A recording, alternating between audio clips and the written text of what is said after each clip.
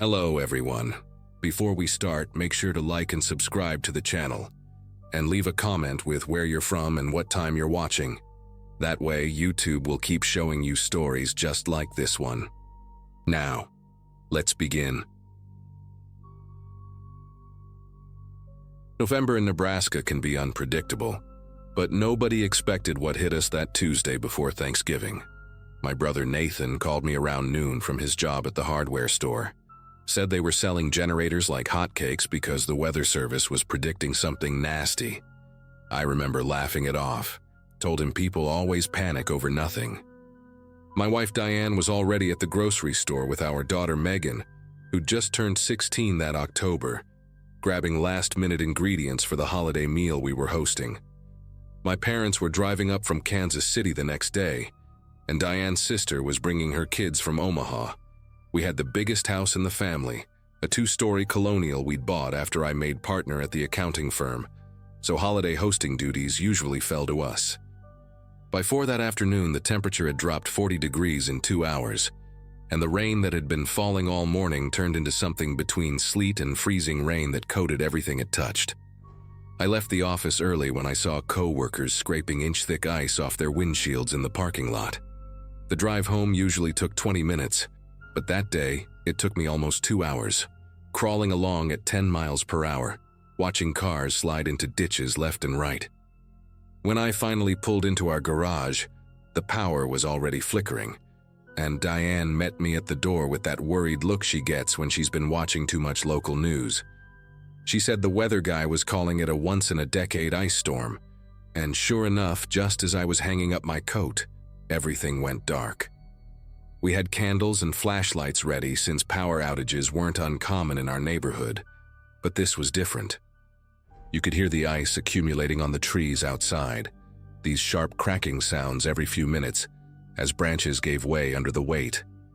Megan was in the living room, wrapped in a blanket, complaining that her phone was at 12% battery and asking why we didn't have one of those whole house backup batteries like her friend Ashley's family. Nathan showed up around 7, just walked right in without knocking like he always did, carrying this red portable generator he'd snagged from the store. Said it was the last one on the shelf, some brand I'd never heard of, but it would keep our furnace running and maybe a few lights. He'd brought extra gas cans too, 4 of them, which he lined up against the garage wall like soldiers. The temperature inside the house was already dropping fast, maybe 60 degrees and falling, and you could see your breath in the hallway. Diane had pulled out every blanket we owned and made a nest in the family room where we all huddled together, eating cold sandwiches and trying to make the best of it. Nathan spent about an hour reading the generator manual by flashlight, then headed out to the garage to set it up. I helped him position it near the garage door, which we cracked open about 6 inches for ventilation, just like the manual said. The thing roared to life on the 3rd pull, sounding like a lawnmower on steroids, and within minutes, we had the furnace humming again and a few lights on in the main rooms.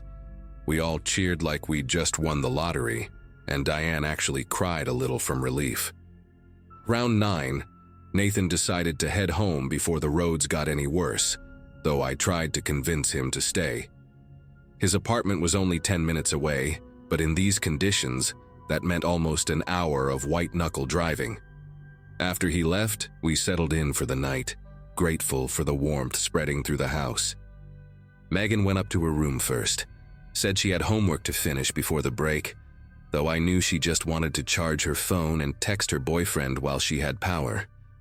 Diane and I stayed up until maybe 11, playing cards by lamplight and listening to the ice storm rage outside. Every now and then, I'd go check on the generator through the door to the garage, making sure it had enough gas, and each time that steady rumble reassured me we'd make it through the night just fine. I woke up around 2 in the morning with the strangest headache, like someone had wrapped a belt around my skull and was slowly tightening it. My mouth was completely dry, and when I sat up, the room tilted slightly, not quite spinning but definitely unstable. I figured I was dehydrated from the dry furnace air and stumbled to the bathroom for water and ibuprofen. Diane was sleeping hard beside me, snoring louder than usual, which was odd because she rarely snored unless she was sick. On my way back to bed, I noticed our bedroom door was closed, which we never did because Diane liked the air circulation. Must have shut it without thinking, I told myself, though something nagged at me about that. The headache faded after a few minutes, and I drifted back to sleep, thinking about all the cooking we'd have to do tomorrow if the power came back. The next time I opened my eyes, pale gray light was filtering through the bedroom curtains, and my phone showed 7:43. The headache was back, worse than before, pounding behind my eyeballs like a drumbeat. Diane was already up, probably downstairs making coffee on the camp stove we kept for emergencies. I pulled on yesterday's clothes and headed for Megan's room to wake her up, since she could sleep through anything. Her door was closed too, and when I knocked, there was no response. Not unusual for a teenager who stayed up late, so I knocked harder, then finally just opened the door. She was still in bed, buried under 3 blankets, completely still. I called her name, walked over to shake her shoulder, and that's when I realized she wasn't just sleeping deeply. My mind went blank for a second, then exploded into action. Her skin had this grayish tint, and when I pulled back the blankets, she was completely limp. I screamed for Diane while checking for a pulse, found one, but it was weak and way too fast. Diane came running up the stairs, took one look, and immediately called 911 while I started CPR, the way I'd learned it years ago for a workplace safety course. The dispatcher kept asking questions Diane couldn't answer. What happened? Any medications? Any injuries? And all we could say was that she wouldn't wake up. The paramedics took 12 minutes to arrive, 12 minutes that felt like hours, with me doing chest compressions until my arms burned and Diane sobbing beside me. They pushed me aside, started working on her with practiced efficiency, got her on oxygen, started an IV, loaded her onto a gurney. One of the paramedics, a young woman with a tight ponytail, kept asking us questions while her partner worked on Megan. Any drugs in the house, had she been drinking? Any history of seizures, and then she asked about heating, if we had any space heaters running or a fireplace going. I told her about the generator in the garage, and her face changed immediately. She grabbed her radio, said something about possible CO poisoning, then told her partner they needed to move now. She turned to us and said we needed to get out of the house immediately and wait outside for the fire department.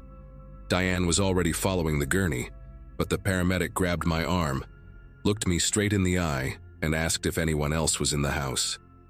When I said no, she asked about the generator again, where exactly it was, how long it had been running. I explained about the garage, the door cracked open for ventilation, running since about 8 the previous night. The fire department arrived just as the ambulance was pulling away with Diane and Megan inside. I wanted to follow them to the hospital, but the captain, a massive guy named Brennan according to his helmet, wouldn't let me drive. He had one of his crew checking me with some kind of meter while he asked more questions about the generator setup. The meter started beeping, and the firefighter showed it to Brennan, who immediately had me sit down on the bumper of the truck and put an oxygen mask on my face. He explained that I had elevated carbon monoxide levels in my blood, not critical, but enough that I shouldn't be driving. They went into my house with some equipment, came back out 10 minutes later shaking their heads. Brennan sat down next to me, pulled out a notebook and started explaining how carbon monoxide works, how it builds up in enclosed spaces, how that 6-inch gap we left wasn't nearly enough ventilation for a generator that size. He told me the readings in the house were still over 400 parts per million near the garage door, and probably much higher overnight when the generator was running full blast to keep the furnace going. The gas had seeped through the vents, the walls, even tiny gaps under doors, filling the house slowly while we slept. Megan's room was right above the garage, which is why she got the worst of it. He said we were lucky to be alive, that whole families have died from exactly this same mistake. The oxygen started clearing my head, and with that clarity came a crushing weight in my chest that had nothing to do with carbon monoxide. I kept thinking about Nathan bringing that generator, how proud we were when it started up, how we thought we were being so careful. Brennan must have seen it on my face because he put his hand on my shoulder, told me it happens more than people think. that generators kill more people during power outages than the actual storms do. A neighbor, George, from 2 houses down, drove me to the hospital while the fire department aired out our house. In the emergency room, they had me on high-flow oxygen for 3 hours while running blood tests every 30 minutes. Diane was in another room getting the same treatment, but Megan was in the ICU on something called hyperbaric oxygen therapy. The doctor, a tired-looking woman who couldn't have been much older than Nathan, explained that Megan had severe carbon monoxide poisoning, that her levels were near fatal when she arrived. She said the next 24 hours would be critical, that even if Megan recovered, there could be neurological damage, problems with memory, coordination, things that might not show up for weeks. Diane and I took turns sitting with her in the ICU, watching machines breathe for her, holding her hand and talking to her like she could hear us, telling her about the Thanksgiving dinner we'd make when she got better, how her cousins were still coming, how we'd tell this story years from now and be grateful we survived it. Megan woke up on Thanksgiving morning, groggy and confused but awake, asking why she was in the hospital and why her head hurt so bad. The doctors ran test after test, checking her reflexes, her memory, her coordination, and everything came back normal, or close enough to normal that they called it a miracle. She didn't remember anything after going to bed that Tuesday night, just waking up in a hospital room with machines all around her. We spent Thanksgiving in the hospital cafeteria, eating dry turkey and lumpy mashed potatoes that tasted better than any meal I'd ever had because we were all there together, alive. Nathan came by with flowers he'd bought at a gas station, his eyes red from crying, apologizing over and over for bringing the generator. But I told him it wasn't his fault, that we all thought we were being safe. My parents and Diane's sister arrived that afternoon, and we had to explain everything again, watch their faces go from confusion to horror to relief. We were discharged Friday afternoon with strict instructions to install carbon monoxide detectors on every floor of the house, which seems so obvious now that I can't believe we didn't have them before. The power had come back Thursday morning while we were still in the hospital, and neighbors had already moved the generator out of our garage, left it sitting in the driveway like evidence at a crime scene. I sold it the next week to a guy who promised he'd only use it outside, far from any buildings, though part of me wanted to take a sledgehammer to it instead. Megan went back to school after Thanksgiving break, seemed completely fine, but Diane and I watched her constantly those first few weeks, looking for any sign of the delayed problems the doctor had warned us about. They never came, thank God, but even now, 2 years later, whenever there's a storm warning, whenever the power flickers, Diane and I look at each other with the same thought, remembering how close we came to losing everything because we thought 6 inches was enough.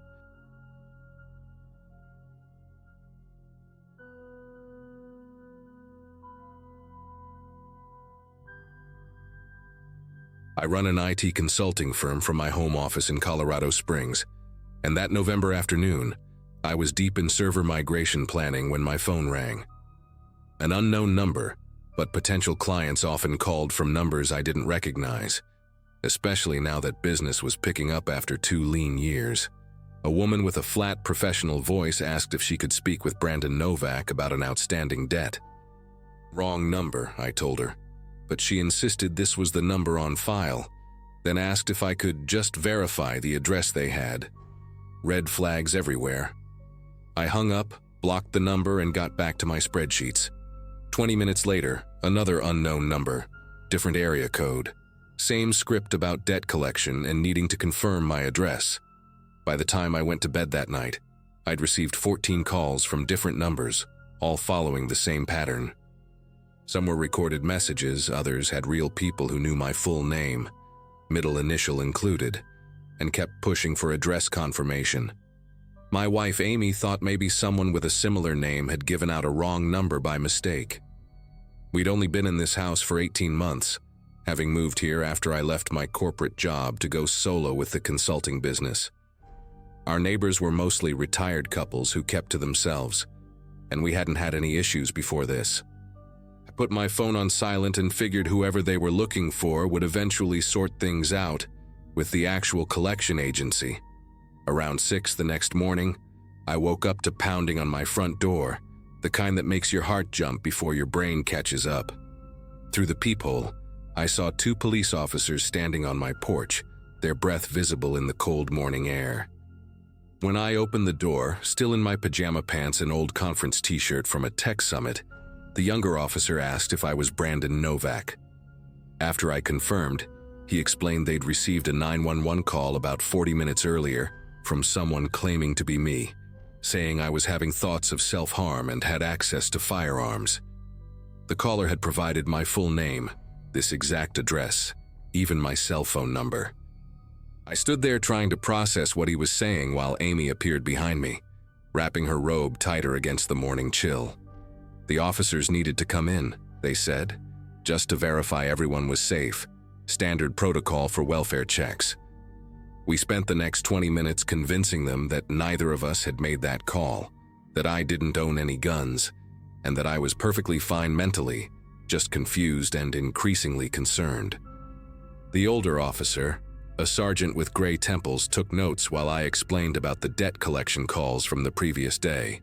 He nodded like he'd heard similar stories before, mentioned something about swatting and doxing becoming more common, though this seemed mild compared to some cases.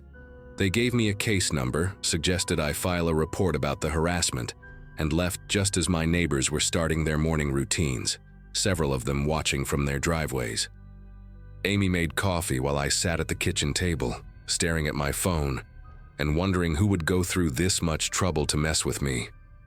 I couldn't focus on work that day, jumping every time my phone buzzed even though the calls had stopped completely after the police visit. Amy worked from the living room instead of her usual spot at the downtown law firm, said she didn't feel comfortable leaving me alone after what happened. We installed a Ring doorbell that afternoon, one of those video ones that sends alerts to your phone, and I spent way too much time checking the app every time a car drove past. The rest of the day passed without incident, just the 2 of us pretending to work while really just waiting for something else to happen. Around 9 that night, after we'd both given up any pretense of productivity and settled in to watch some mindless TV, I got a notification from the Ring app. Motion detected at your front door. The video feed showed our porch, dimly lit by the motion sensor light we'd installed last year. Nobody was there, but something had triggered it. I scrolled back through the recording and saw it, just for a second. A figure walking up to our door and placing something on the mat before quickly backing away, staying just out of range of the clear camera view. All I could make out was a dark jacket and what might have been a baseball cap. Amy was already calling the police while I stood at the window, trying to see if anyone was still out there. The street looked empty, just parked cars and the glow from porch lights. After 5 minutes of watching and waiting, I carefully opened the door, staying behind it like it was a shield, and looked down at the mat. There was a manila envelope, no writing on the outside, sealed with regular tape. I brought it inside using a pair of kitchen tongs, which felt ridiculous but also necessary somehow. Amy told me not to open it until the police arrived, but we both knew they wouldn't come quickly for a non-emergency envelope delivery. I held it up to the light, could see papers inside, what looked like printed documents. After debating for another minute, I put on latex gloves from Amy's cleaning supplies and carefully opened one end with scissors. Inside were about a dozen pages, printouts from various websites. The first was a screenshot of my LinkedIn profile, but edited, with my job history changed to include positions at companies I'd never worked for, including one that had been investigated for fraud 2 years ago. The next page was from a dating site I'd never heard of, with my photo and name but claiming I was divorced and looking for discreet encounters. Page after page of fabricated profiles, all using my real information mixed with lies, posted on job sites, forums, even a registry for sex offenders with my name and address, though thankfully that one was just a mock-up, not actually posted. The last page made my chest tighten in a way the others hadn't. It was a printed photo of our house taken during the day, probably with a phone camera from across the street. But someone had edited it, drawn red arrows pointing to different windows with labels like home office, master bedroom, and bathroom. In the corner, someone had written in pen, not printed but actually handwritten. "Nice setup, Brandon. We should talk about your consulting rates." Amy grabbed the pages from me when she saw my face change, and I watched her expression shift from concern to genuine fear as she flipped through them. She immediately started taking photos of each page with her phone, her lawyer instincts kicking in, documenting everything while muttering about harassment charges and restraining orders. We didn't sleep much that night, even with a patrol car doing periodic drive-bys as promised. Every sound outside had us checking the Ring app. Every car that slowed down made us peek through the blinds. Around 3 in the morning, Amy finally crashed on the couch while I sat in the kitchen with my laptop, searching for any of these fake profiles online. I found 2 of them still active, the dating site one and a forum post where I was offering discount IT services for cash only, no contracts needed. I took screenshots and started the process of reporting them, but most sites wanted extensive verification to remove content, and I knew it would take days or weeks. The worst part was not knowing why this was happening or who was behind it. I'd been through my client list 3 times, looking for anyone who might have a grudge, any project that had gone badly, but came up empty. Friday morning came too fast, and neither of us went to work. Amy called her office to say she had a family emergency, and I canceled my 2 video calls, claiming internet issues. We were drinking our 3rd pot of coffee when my phone rang, a local number I didn't recognize. Against Amy's advice, I answered it. A man's voice, rough like he'd been smoking for decades, asked if I was the Brandon offering IT services for cash. When I started to explain that was a fake post, he cut me off, said he didn't care about that but wanted to know if I was the same Brandon who used to work at Systematics Corp back in 2018. My whole body went cold. I had worked there briefly as a contractor for 4 months before the company imploded in a massive embezzlement scandal. I wasn't involved, had actually left 2 weeks before the FBI raids, but anyone connected to that place had their reputation damaged. The man chuckled when I went silent, said we definitely needed to meet, that he had a business proposition that would benefit both of us. I told him I wasn't interested in any proposition, and started to hang up when he said something that stopped me cold. He mentioned Amy's maiden name, the law firm where she worked, even the floor number of her office.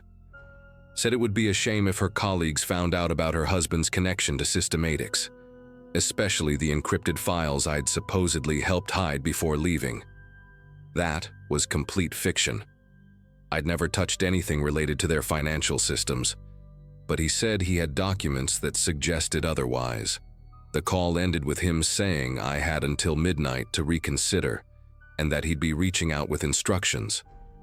Amy heard enough from my side to understand what was happening. This wasn't random harassment anymore. This was extortion. And whoever this was had done serious homework on both of us. That evening, while Amy was on the phone with a colleague who specialized in cybercrime, I noticed something on the Ring app that I'd missed before. Going back through the saved footage from the past few days, I saw the same car, a dark blue sedan with mud covering the license plate, had driven past our house at least 15 times since Wednesday. Always slowing down near our driveway, never stopping, just crawling past like they were checking something. I started downloading all the footage when the doorbell triggered again. This time the camera caught him clearly, a heavy-set man in his 50s with a gray beard and wire-rimmed glasses, wearing a Broncos cap and a brown leather jacket. He stood there for maybe 10 seconds looking directly at the camera with this slight smile, then held up a piece of paper with 11:47 p.m. written on it before walking away. Amy called the police immediately while I checked every door and window lock in the house. The responding officer, different from the morning crew, took one look at the video and called for backup. Within 20 minutes, we had 3 patrol cars on our street and a detective named Rivera sitting at our kitchen table, going through everything from the beginning. She recognized the description of the man from the video, said his name was Carl Brennan, a former private investigator who'd lost his license 5 years ago for illegally accessing personal records and selling them. He'd been connected to 3 other extortion cases but never convicted, always managing to stay just within the gray areas of the law. Rivera said he usually worked with someone else, a tech guy who handled the digital harassment while Carl did the physical intimidation. At 11:47 p.m. exactly, my phone buzzed with a text from a blocked number. Just an address, a warehouse district on the south side of the city, and the words, "Come alone or the files go public Monday." Rivera was already shaking her head before I finished reading it out loud. They'd set up surveillance on our house and would follow if Carl or anyone else showed up, but she strongly advised against going to that address. Amy was more direct, said I'd be an idiot to walk into what was obviously a trap, but Carl had done his homework too well. He knew about systematics, knew that even false allegations with fabricated evidence could destroy my business, especially in the small world of IT consulting, where reputation was everything. Rivera left 2 officers parked outside and gave us her direct number, said they'd be increasing patrols all night, and that a cyber crimes unit was already working on tracking the phone numbers and fake profiles. I didn't go to the warehouse. Instead, I did what I should have done from the beginning, used my actual IT skills to fight back.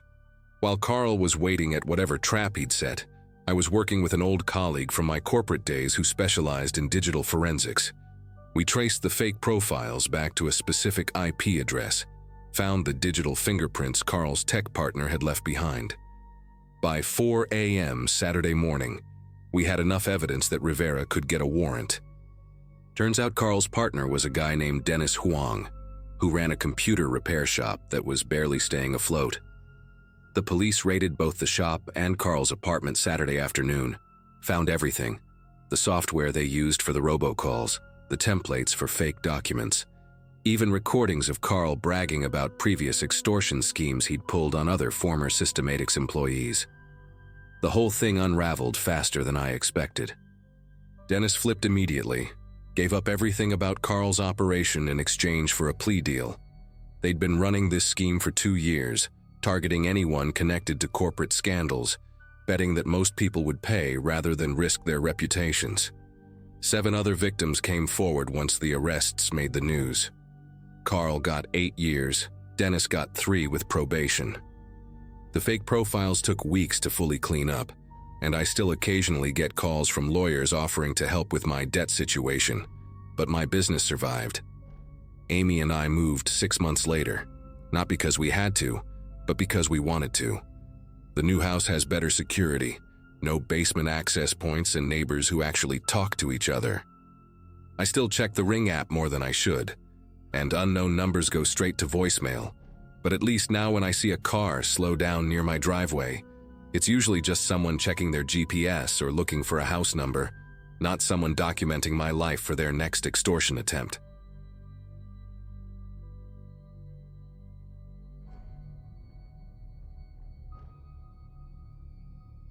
November always meant double shifts at Garrison's department store, and when Colleen asked if anyone could cover overnight inventory that Friday after Thanksgiving, I needed the extra cash too badly to say no. 26, and still paying off student loans from a journalism degree I never used. I spent most nights stocking shelves and folding endless racks of winter coats that customers would destroy again by morning.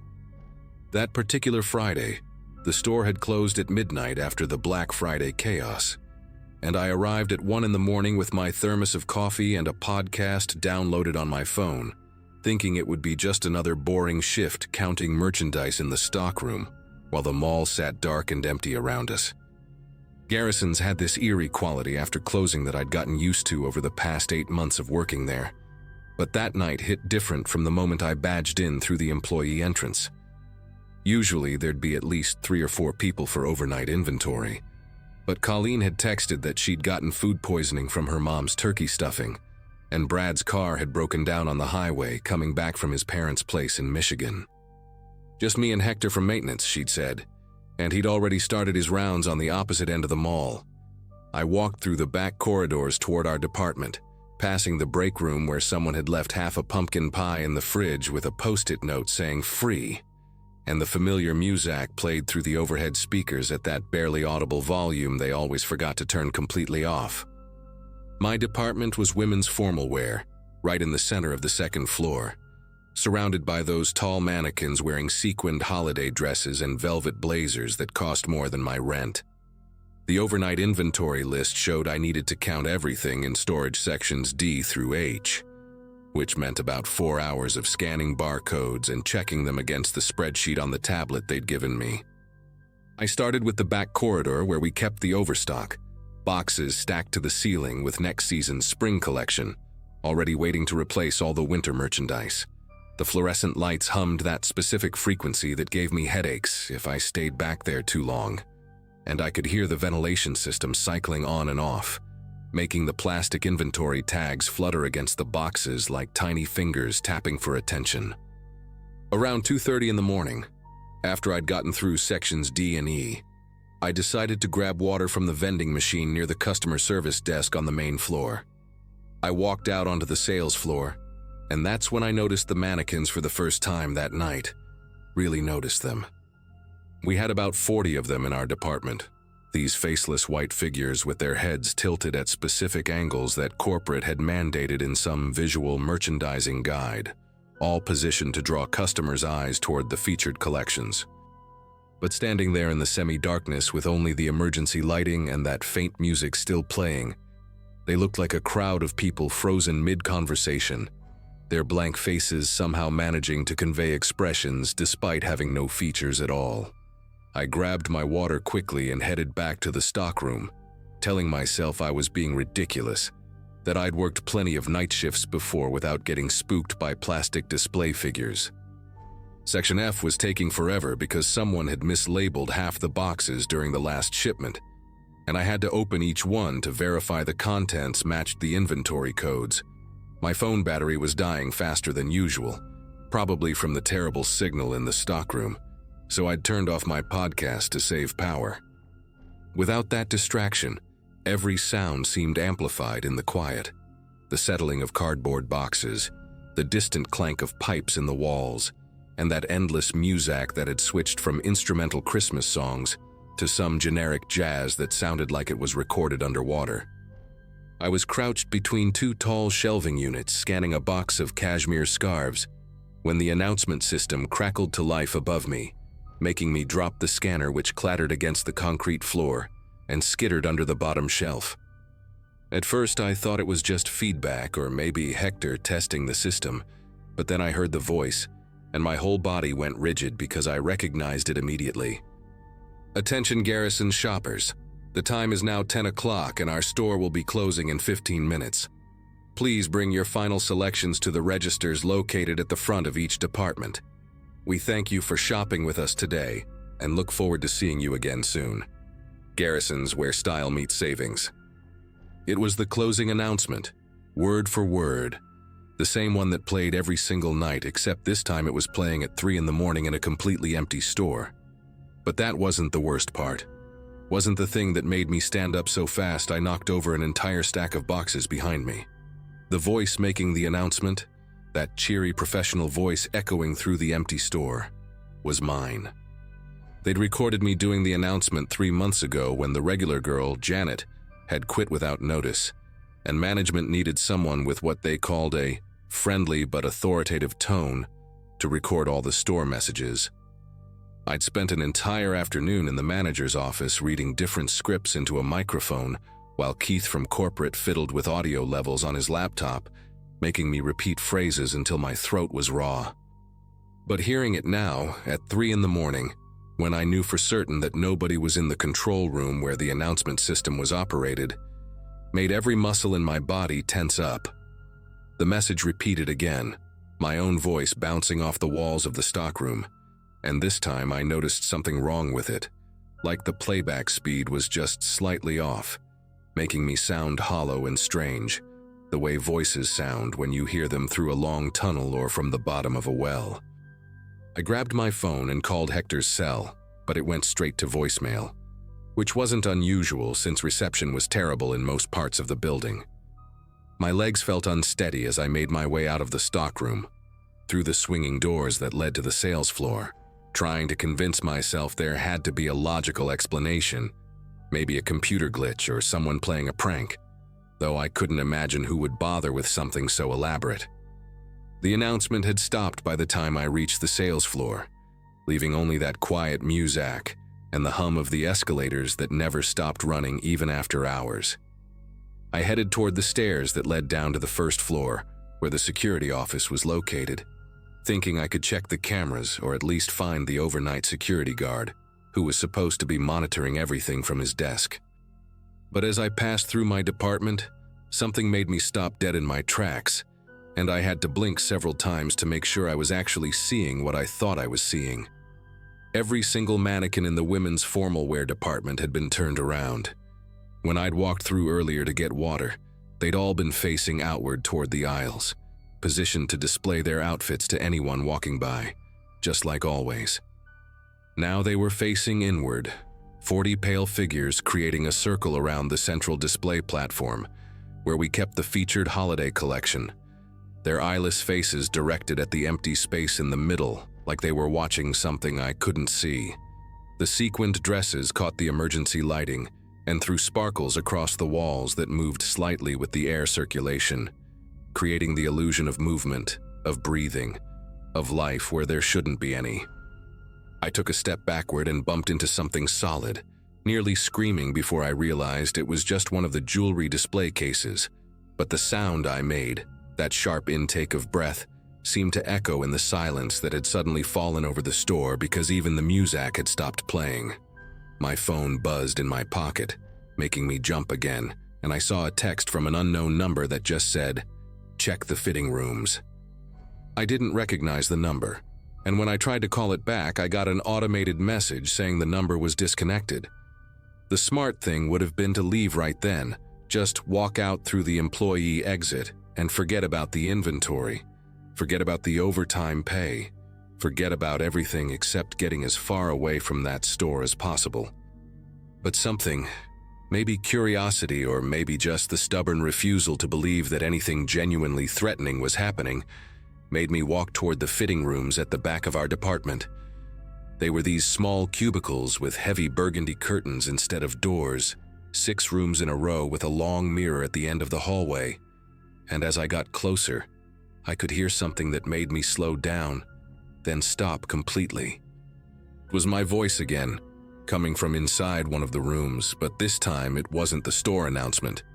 This time it was a conversation I'd had with my mother on the phone 2 days ago, word for word, my side only, talking about how I was thinking about going back to school, how I was tired of retail, how I felt like I was wasting my life folding clothes for people who barely looked at me. The curtain of the middle fitting room was moving slightly, like someone had just brushed past it, and I could see a shadow underneath, the unmistakable shape of feet, except they weren't moving at all, just standing there perfectly still, while my recorded voice continued playing from inside. I reached for the curtain with trembling fingers, my heart hammering so hard I could feel it in my throat, and yanked it open in one quick motion. The fitting room was empty except for a small digital recorder sitting on the bench, the kind we used for taking inventory notes, playing that private conversation on a loop. But on the mirror, someone had written a message in what looked like dark red lipstick, the expensive kind we sold at the cosmetics counter for $40 a tube, and the words made my knees weak. "You looked better in the blue dress." Thursday, November 14th, 2:47 p.m. That was 2 weeks ago, a random afternoon when I'd tried on a dress from the clearance rack during my lunch break, alone in these same fitting rooms, or at least I'd thought I was alone. I grabbed the recorder and ran, not caring any more about logic or explanations or anything, except getting out of that store. As I sprinted through the departments, past the mannequins that seemed to turn their heads to track my movement, though I knew that was impossible, the announcement system crackled back to life. But this time it wasn't my voice. It was dozens of voices, all mine but from different recordings, different conversations, different phone calls, all spliced together into an incomprehensible cacophony of my own words, rearranged into new sentences that made no sense but somehow felt threatening, like someone had been collecting pieces of me for months, storing them up for this moment. The escalator was still running, and I took the steps 3 at a time, nearly falling when my foot caught on the metal grooves, and behind me I could hear footsteps, or what sounded like footsteps, that deliberate click of heels on tile that echoed through the empty store. Except the rhythm was wrong. Too many feet, like every mannequin in the building, had stepped off their platforms and started following me. The employee exit was on the first floor near the loading dock, and I slammed into the door so hard the impact knocked the wind out of me, fumbling with my keycard while those footsteps got closer, multiplying, surrounding me from different directions. The lock finally clicked open, and I burst out into the cold November air, not stopping until I reached my car parked under the single functioning streetlight in the employee lot. I sat there for 20 minutes with the doors locked and the engine running, watching the store through my rearview mirror, waiting to see someone, anyone, come out after me, but nothing moved except the occasional piece of trash blown by the wind. Finally, I called the police from my car, told them someone had broken into the store, that I'd heard intruders and fled for my safety. 2 officers arrived within 15 minutes, and I waited in my car while they searched the building with the security guard, who'd apparently been asleep in the break room the entire time and hadn't heard anything unusual. They found Keith from corporate in a storage room on the 3rd floor, surrounded by monitors and recording equipment he'd been using to spy on employees for the past 6 months. He'd installed hidden cameras in the fitting rooms, the break room, even the bathrooms, and had been living in the store after hours, sleeping in different storage areas, stealing food from the cafe, using employee key cards he'd copied to move around undetected. The police found hundreds of hours of recordings, not just of me, but of every woman who worked there, spliced and edited into bizarre compilations he'd been uploading to private forums online. He'd been fired from 3 previous retail chains for similar behavior, but somehow kept getting hired because nobody ever pressed charges, just wanted him gone quietly. They arrested him that morning, and I gave my statement at the police station while still wearing my garrison's uniform, which I left balled up in their trash can on my way out, because I knew I'd never wear it again. The store closed permanently 2 months later after the lawsuit, and I heard they turned it into a gym or something, but I've never been back to check. I did go back to school though, studying cybersecurity now. Funny how things work out. And I always check for cameras wherever I go. Always listen for that subtle hum of recording equipment, because once you know someone's been watching you without your knowledge, you never really stop looking over your shoulder.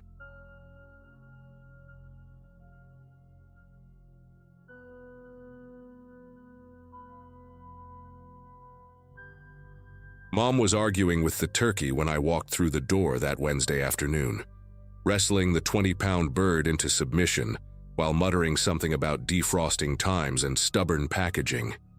I just finished a 12-hour shift at the hospital in Tulsa and driven straight to my parents' farmhouse, still wearing my scrubs under my jacket because I knew she'd panic if I showed up late.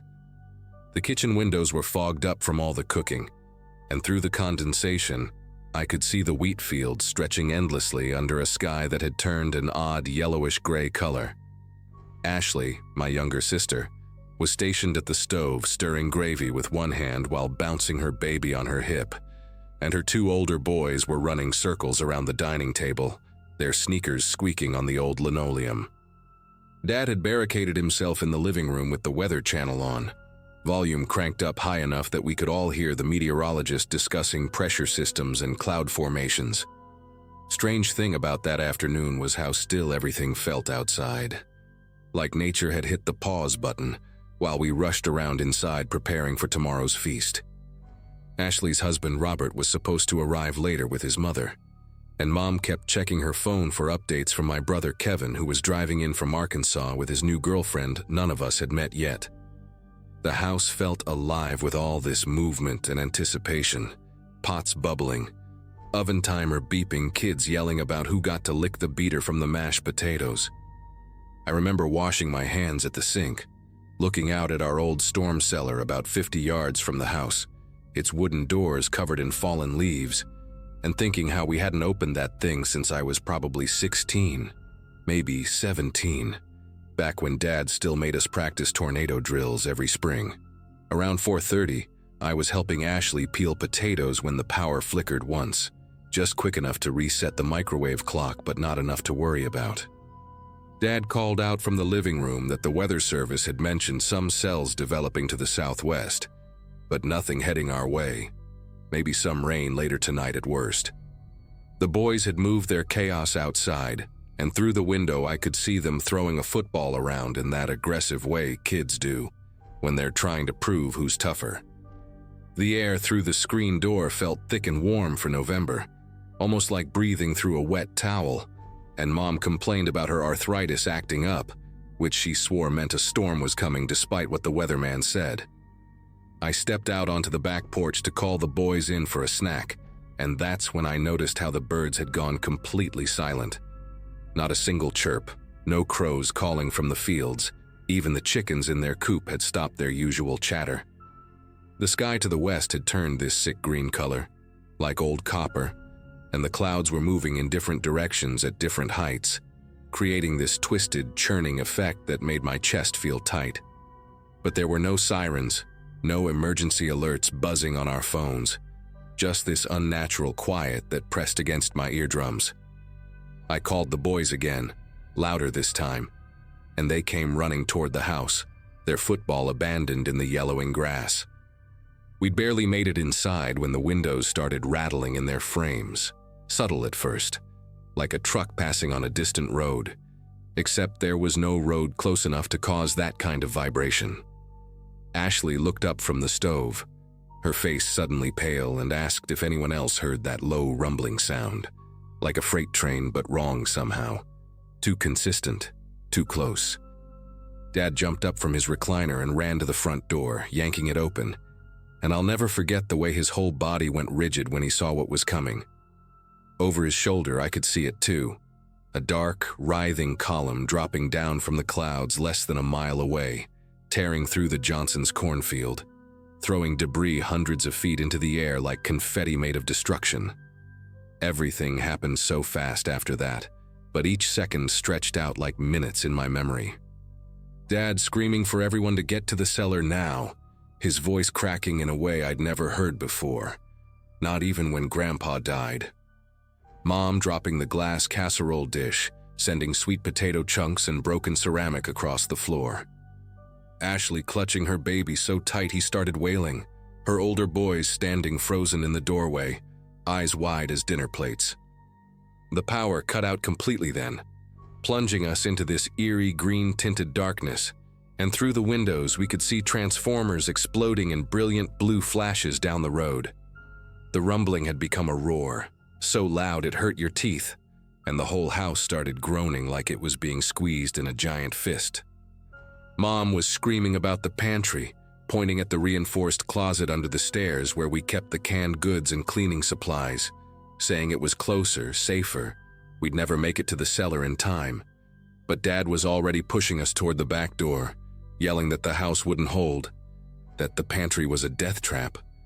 We had to get underground. I grabbed the two older boys, one under each arm, while Ashley struggled with the baby, and Mom stood paralyzed between the two options, her hands shaking as she looked back and forth between Dad at the back door and the pantry door just 10 feet away. The wind hit the house then, not gradually but all at once, like getting slammed by an invisible wall, and suddenly the kitchen window exploded inward, sending glass shards across the room where we'd been standing seconds before. Dad made the choice for all of us, grabbing Mom's wrist and dragging her toward the back door while shouting at me to run. Just run. Don't look back. The second we stepped outside, the wind tried to rip us apart, pulling at our clothes, our hair, making it impossible to breathe without turning your head sideways.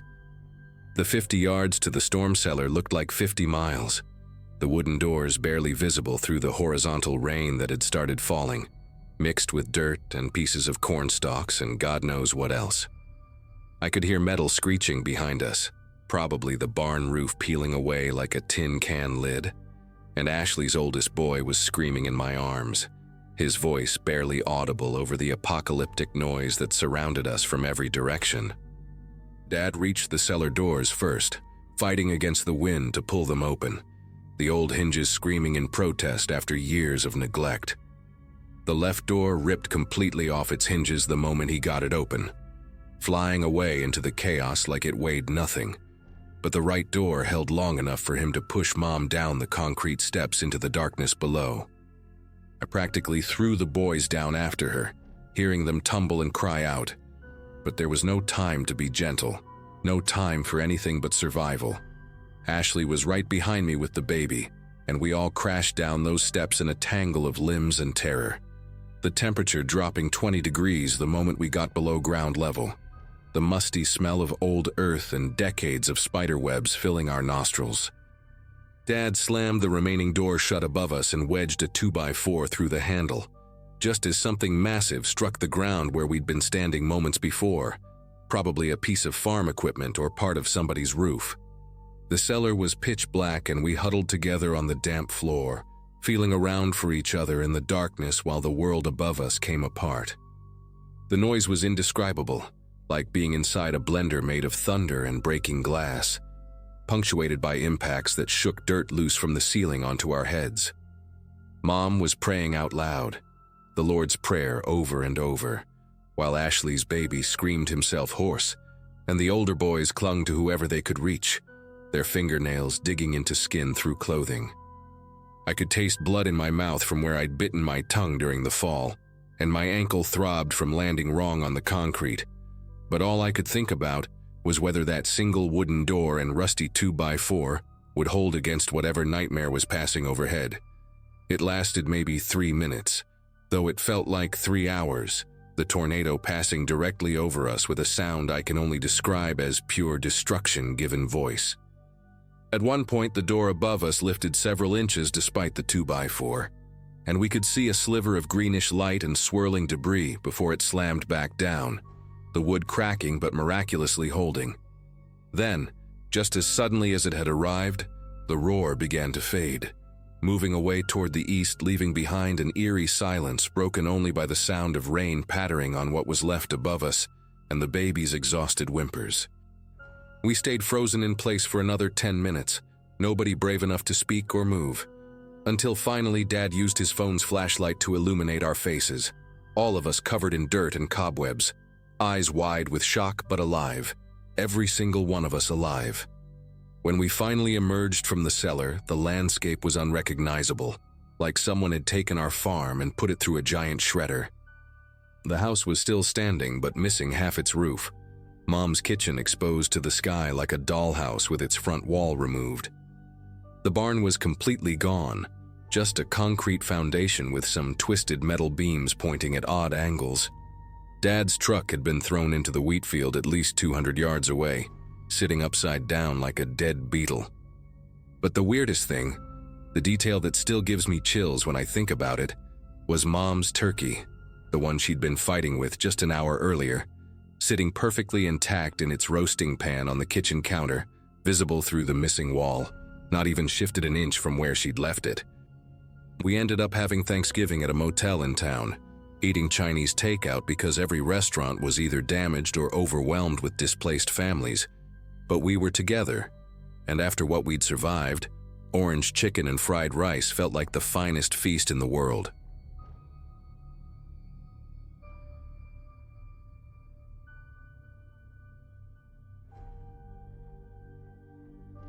When you sign up for an overnight stocking shift at Save More the week before Thanksgiving, nobody tells you about the silence. Not the peaceful kind either. The kind that presses against your eardrums and makes you aware of every single sound your body produces. I needed the extra money that year, simple as that. My landlord had just raised rent by $200, and my day job doing data entry at an insurance office barely covered groceries after bills. The overnight differential was an extra $4 an hour, and they were desperate enough to hire anyone willing to work from 11 at night until 7 in the morning. I showed up for my first shift on a Wednesday in late November, 3 days before Thanksgiving, wearing the ugly green vest they issued me and steel-toed boots I borrowed from my cousin. The store manager, a tired-looking woman named Veronica with graying hair pulled into a tight bun, gave me a 10-minute tour of the back room, showed me how to use the pallet jack, and told me the freezer alarm code before disappearing into her office. She mentioned I would be alone most nights since the other stalker, some guy named Julian, had quit 2 weeks prior without notice. That should have been my first red flag. The first few hours passed without incident. I unloaded boxes of canned goods, restocked the cereal aisle, and tried not to think about how the store felt like a massive tomb once all the customers left. The fluorescent lights hummed constantly, this low electrical drone that never quite faded into the background. Around 1 in the morning, the PA system kicked on with its looping advertisement about Black Friday doorbusters, the same cheerful voice repeating the same script every 12 minutes. Save More is your destination for Black Friday savings. Join us Friday morning at 5 a.m. for doorbuster deals you cannot miss. After the 5th time hearing it, I wanted to rip the speakers out of the ceiling, but the money kept me moving, kept me stacking boxes of pasta sauce and rotating stock like Veronica had shown me. The store layout was simple enough, 12 aisles plus the produce section up front and the meat and dairy cases along the back wall. I worked methodically, starting from aisle 1 and planning to move through them all before my shift ended. By 2 in the morning, I had made it to aisle 7, the snack aisle, when I heard it for the first time. The distinct metallic rattle of a shopping cart wheel. That specific sound of a cart being pushed slowly across linoleum tile. I stopped mid-reach, a box of crackers in my hands, and listened. The sound came from somewhere toward the front of the store, near the produce section. Then it stopped. I set the box down and walked toward the end of the aisle, poking my head out to scan the front area. Nothing. Empty checkout lanes, dark register screens, and the produce misters cycling through their timed spray sequence with a soft hiss. Maybe the building was settling, I told myself. Old stores make weird noises. Pipes, ventilation systems, the refrigeration units kicking on and off. I had read somewhere that big empty spaces play tricks on your hearing, that your brain tries to fill the silence with familiar sounds. That had to be it. I walked back to my cart of stock boxes and kept working, but I kept one ear tuned to the rest of the store now. For the next 20 minutes, everything stayed quiet, except for that looping PA announcement and the buzz of the lights. Then, as I was breaking down empty cardboard boxes with my box cutter, I heard it again. The cart sound, but closer this time. Aisle 9, maybe aisle 10. The sound was deliberate, not the random rolling of a loose cart drifting on uneven floor. This was the sound of someone pushing a cart at a leisurely pace, the way shoppers do when they are browsing. I called out, my voice sounding too loud in the empty store. "Hello? Store's closed." No answer. Just that damn PA system starting up again with its Black Friday spiel. I left my boxes and walked quickly toward the back of the store where the sound had come from, my boots squeaking on the waxed floor. When I rounded the corner into aisle 9, the baking aisle, it was empty. Bags of flour and sugar stared back at me from perfectly organized shelves. No cart, no person, nothing out of place. I stood there for a moment, my pulse ticking faster than I wanted to admit, and scanned the entire aisle from one end to the other. The fluorescent lights above flickered once, a brief stutter that made the shadows jump then steadied again. I checked aisle 10 next, then aisle 11, all empty. The rational part of my brain tried to convince me I was tired, that working overnight messes with your senses, that I probably heard the sound from outside the building. Maybe someone was pushing a cart through the parking lot, returning it to the corral. But it was 2:15 in the morning on a Wednesday night in late November. Who the hell would be in the parking lot? I made my way to the front windows and pressed my face against the cold glass, cupping my hands around my eyes to block the interior light. The parking lot stretched out dark and empty under the orange glow of the streetlights. My car sat alone near the employee entrance, covered in a thin layer of frost. Not another vehicle in sight. Not a person, not a cart, nothing moving at all. I went back to work because the alternative was standing around letting my imagination run wild, and I needed this job too much to walk out over some unexplained noises. Veronica had left me a list of priority items to stock before the morning shift arrived, and I was already behind schedule. I pushed my pallet jack toward the dairy section at the back of the store, where 3 pallets of milk and yogurt waited in the walk-in cooler. The cooler door was one of those heavy industrial things with a silver handle you had to really pull to open. Inside, the temperature dropped to maybe 38 degrees, and my breath came out in visible puffs. I worked quickly, loading my flatbed cart with milk crates when I noticed something odd. One of the security cameras mounted in the corner of the cooler, the small black dome kind that usually just blend into the ceiling, had a red light blinking on it. I had been in that cooler 3 times already tonight, and I swear that light had not been on before. Security cameras do not usually have visible lights, do they? I stared at it for a moment, that little red pinpoint blinking in a steady rhythm, and felt an uncomfortable sensation crawl up my spine. Someone was watching. Had to be Veronica in her office, checking the cameras to make sure I was not slacking off. That made sense. I grabbed my loaded cart and backed out of the cooler, letting the heavy door swing shut with a pneumatic hiss. When I turned around to head back into the store proper, I saw something that made my breath catch in my throat. At the far end of the store, in the frozen food aisle, someone was standing completely still between the glass freezer doors. A person, definitely a person, just standing there facing in my direction. They wore dark clothing, maybe a coat or a hoodie, and they were not moving at all. Not shopping, not walking, just standing there like a mannequin. My first instinct was relief, honestly. Finally, an explanation. Someone else was in the store, probably another employee I had not been told about, or maybe a manager doing a walkthrough. But then the relief curdled into something else when I realized whoever it was had been standing there silently while I had been calling out earlier. Why had they not answered me? Why were they just standing there now, motionless in the frozen food section at 2:30 in the morning? I abandoned my cart right there in the dairy section and started walking toward them, my footsteps echoing in the quiet store. "Hey," I called out, trying to keep my voice steady and friendly. "You scared the hell out of me. Did not know anyone else was here." The figure did not move, did not respond, did not even shift their weight. As I got closer, maybe 30 feet away now, I could see they were facing directly toward me, or maybe toward the dairy section I had just come from. Their posture was rigid, arms hanging straight at their sides. The PA system chose that exact moment to crackle to life again. Save More is your destination for Black Friday savings. I stopped walking when I got about 20 feet away, close enough now to see that the person was wearing a dark blue or black hoodie with the hood pulled up. Their face was in shadow, but I could feel them looking at me. Not glancing, not casually observing, but staring with an intensity that made every instinct in my body scream at me to back away. "Can I help you with something?" I tried again, and my voice came out thinner than I intended. Still nothing. No movement, no acknowledgement, no sign they had even heard me. The frozen food cases hummed loudly in the silence that followed, their motors working overtime to keep the temperature down. I could see my reflection in the glass doors behind the figure, distorted and ghostly. That was when I noticed their hands. They were not just hanging at their sides naturally.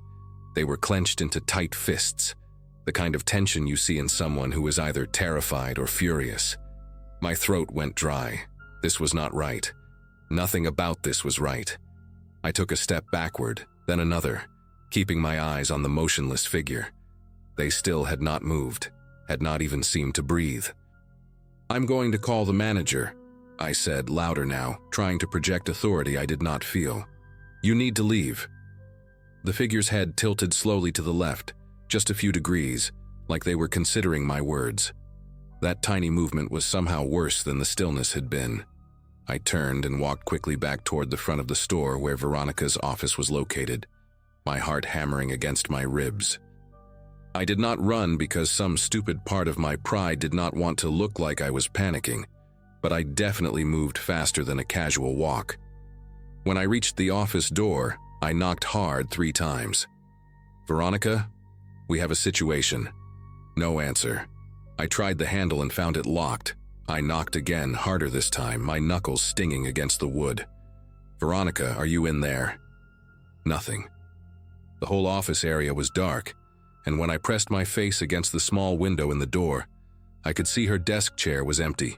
Her computer was off. She was gone. Had been gone, probably since shortly after I arrived. My mouth felt like sandpaper. I was completely alone in this store with whoever or whatever that was standing in the frozen food aisle. The security office was next to Veronica's office, a small room with monitors showing different camera angles throughout the store. The door was unlocked, and I practically fell into the room, slamming it behind me. 6 monitors were mounted on the wall, each one cycling through different camera feeds every few seconds. I scanned them frantically, looking for the frozen food aisle. There, camera 3. The feed showed the frozen food section from an elevated angle, giving a clear view down the entire aisle.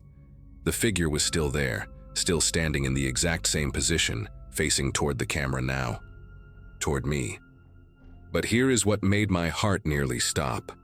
As I watched the monitor, the figure raised one arm slowly, mechanically, and pointed directly at the camera. Not vaguely in that direction, directly at the lens, like they knew exactly where it was, like they knew I was watching. My chair squeaked as I jerked backward, nearly tipping over. I grabbed the edge of the desk to steady myself, my eyes locked on that screen. The figure held that position, arm extended, finger pointing, for what felt like an eternity but was probably only 10 or 15 seconds. Then they lowered their arm and turned, walking out of frame with stiff, deliberate steps. I cycled through the other camera feeds, my fingers slipping on the controls because my palms were slick with sweat. Camera 1 showed the front entrance, empty. Camera 2 showed the produce section, empty. Camera 4 showed the checkout lanes, empty. Camera 5 showed aisle 3, empty. Camera 6 showed the back stockroom, not empty. The figure was there, standing next to the loading bay door, the same rigid posture, facing directly toward camera 6, facing toward me again. How had they moved that fast? The stockroom was on the opposite end of the store from the frozen food section. It would have taken at least 2 minutes to walk that distance, but only seconds had passed since they left frame on camera 3. I did the only thing that made sense in that moment. I pulled out my phone and called 911. My hands were shaking so badly I almost dropped it twice before getting it to my ear. The dispatcher answered on the second ring, a woman with a calm, professional voice asking about my emergency. I tried to explain, the words tumbling out in a jumbled mess about someone in the store, someone acting strange, someone who was not supposed to be here. She asked if the person had threatened me, if they had a weapon, if I was in immediate danger. I did not know how to answer that. They had not threatened me with words, had not shown a weapon, but every fiber of my being was screaming that I was in danger. "Just send someone," I finally said, my voice cracking. "Please, just send the police." She assured me a unit was on the way and told me to stay on the line, to lock myself in a safe place and not confront the intruder. I kept my eyes on the monitors while she spoke. The figure remained in the stockroom, motionless again, that same awful stillness. Then the screen went black. Not just camera 6, all of them. Every monitor shut off simultaneously, plunging the security office into darkness except for the faint glow of my phone screen. The hum of the monitors died, replaced by a silence so complete it felt like pressure in my ears. I sat in that dark security office with the dispatcher still talking in my ear, asking if I was okay, if I was still there. I whispered that the power had gone out, that I could not see anything, and she told me to stay calm, that officers were 3 minutes away. 3 minutes felt like 3 hours. I stared at the dark monitors, my phone providing the only light, and listened. Listened for footsteps, for breathing, for that damn cart sound, for anything that would tell me where the figure was now. The store had gone completely silent. Even the PA system had stopped its loop. No fluorescent buzz, no refrigeration hum, nothing. Then I heard it. Not a cart this time, footsteps. Slow, measured footsteps in the hallway outside the security office, coming closer. The dispatcher was saying something about staying hidden, about not making noise, but I could barely process her words. The footsteps stopped right outside the door. I could see the shadow of feet blocking the light from under the door frame. Someone was standing there, standing and waiting. My breath came in short, shallow gasps that I tried desperately to quiet. The door handle rattled once, tested, locked. Thank God I had locked it. The shadow remained for what might have been 30 seconds or 5 minutes. Time had lost all meaning, and then the footsteps retreated back down the hallway. I did not move, did not breathe, did not do anything except grip my phone and pray that the police would arrive before that door opened. When I finally heard sirens in the distance growing louder, approaching the store, I almost cried with relief. The footsteps had long since faded, and the store remained dark and silent. Red and blue lights began flashing through the front windows, painting the walls in alternating colors. I heard car doors slam, voices shouting, and then heavy footsteps, multiple sets, moving through the store. "Police, if anyone is in here, make yourself known." I unlocked the security office door and stumbled out into the hallway, nearly colliding with 2 officers who had their flashlights raised. They brought me outside while 3 more officers swept the building, searching every aisle, every corner, every possible hiding place. I stood in the parking lot wrapped in a blanket someone had given me, watching them work. 40 minutes later, they emerged with their report. The store was empty, no signs of forced entry. No evidence of anyone else being inside, no figure in a hoodie, nothing. They found the main breaker had been flipped off, which explained the power outage and the dead cameras, but they could not explain who had done it or why. The loading bay door in the stockroom, they told me, had been unlocked from the inside. Someone had definitely been in there. Someone had gotten in, moved through that store like they owned it, and left without a trace. The police filed a report, checked the recordings from before the cameras died, but the footage showed nothing useful. Just me working alone in empty aisles. I never went back for another shift. Veronica called me the next day, annoyed that I had abandoned my post, and I told her exactly what happened. She went quiet for a long time before saying that Julian, the guy who quit 2 weeks before me, had reported similar experiences on his last few nights. Carts moving on their own, sounds he could not explain, a feeling of being watched. She had not mentioned it during my training because she thought he was just trying to get out of his contract. I hung up on her. Savemore hired someone new within a week, and I heard through a friend of a friend that they did not last long either. Whatever was in that store, whoever was playing that sick game, I want no part of it. I took a pay cut and went back to just my day job. Some extra money is not worth that kind of terror.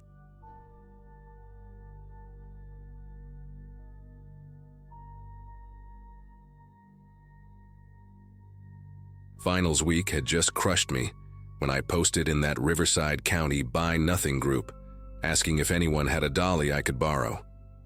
My roommate Ivy and I were moving a busted futon out of our dorm before Thanksgiving break, and the campus maintenance guys wanted $40 just to haul it to the dumpster. $40 I definitely didn't have. I'd turned 19 3 weeks earlier, and my birthday money from my parents had already gone toward textbooks I should have bought used.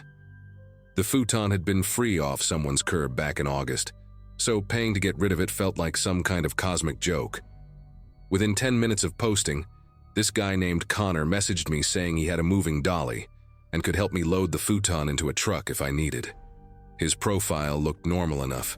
Pictures of him at what looked like a Padres game, a photo with an older couple who I assumed were his parents, a few shots of him hiking somewhere with red rocks in the background. He worked in IT support according to his page. 26 years old. He seemed harmless, maybe even nice for offering to help a stranger. We messaged back and forth for a few days, just logistics stuff about when I needed the dolly and whether I had access to a vehicle. He mentioned he lived pretty close to campus, just off Village Drive near that shopping center with the Trader Joe's everyone always mobbed on Sundays. Said I could swing by and grab the dolly myself, or he could drive it over and help me move the futon since it was a 2-person job anyway. I was hesitant at first because, stranger danger and all that. But Ivy was going to be with me and it was the middle of the day. Plus, this dude had like 400 friends on Facebook, and photos going back years. Serial killers don't usually maintain that kind of social media presence, right? That's what I told myself anyway. We settled on Wednesday afternoon, November 9th. He'd meet me at my dorm. We'd load up the futon in his truck and he'd help me dump it. Simple, free. I even felt a little guilty for being suspicious of someone just trying to be helpful. Wednesday morning, Ivy texted me that she'd gotten called in for an emergency shift at the campus library. Some girl had quit without notice, and they were desperate. Ivy needed the hours anyway, so I told her not to worry about it. I'd just meet Connor myself, get the futon loaded, and be done in 30 minutes tops. When he pulled up in a blue Toyota Tacoma around 2 in the afternoon, he looked exactly like his photos. Average height, brown hair, wearing a gray hoodie and jeans. He had this friendly, easygoing smile, and immediately started apologizing for not bringing the dolly after all. Said he'd forgotten it was actually his roommate's, and the guy had taken it to help his girlfriend move that same day. Total coincidence, super sorry, but he had moving straps in his truck that would work even better for a futon. The way he said it was so casual and apologetic that I didn't think twice.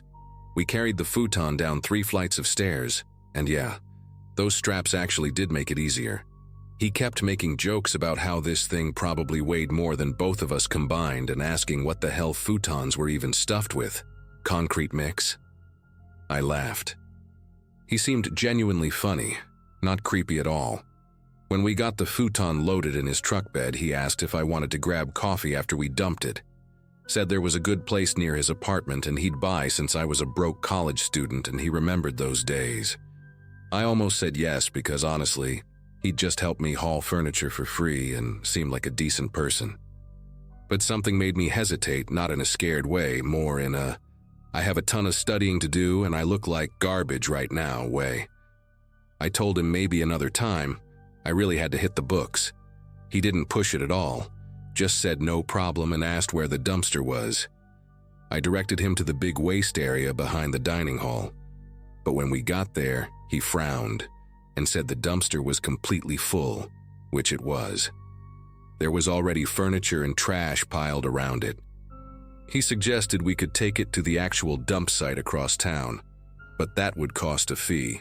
Or, he said, he had storage space in his apartment complex where we could leave it temporarily, and he'd deal with it later.